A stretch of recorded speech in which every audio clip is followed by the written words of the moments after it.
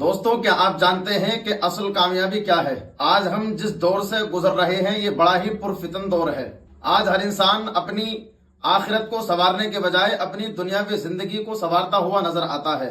ہر انسان یہ سمجھتا ہے کہ زیادہ پیسہ کما لینا کامیابی کی دلیل ہے۔ کوئی یہ سمجھتا ہے کہ سونا چاندی اکٹھا کر لینا کامیابی کی دلیل ہے۔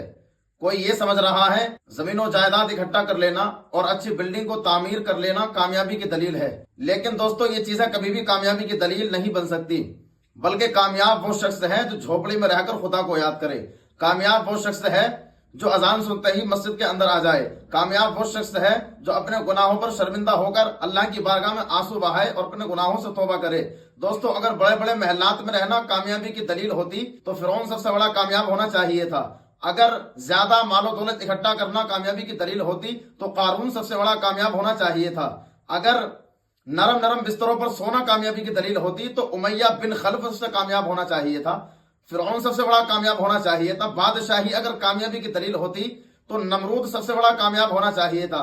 لیکن خدا گواہ ہے کہ یہ نہ تو دنیا میں کامیاب ہو سکے اور نہ ہی یہ آخرت میں کامیاب ہے۔ تو میں آپ سے گزارش کرتا ہوں کہ آپ حضرات بھی دنیاوی زندگی کو سنوارنے کے بجائے اپنی آخرت کو سنواریے اور 5 وقت کی نماز اپنے وقتوں پر ادا کریے۔ بے شک نماز ہی ہے جو زمین سے لے کے قبر تک، قبر سے لے کر حشر تک اور حشر سے لے کر جنت تک کام آئے گی۔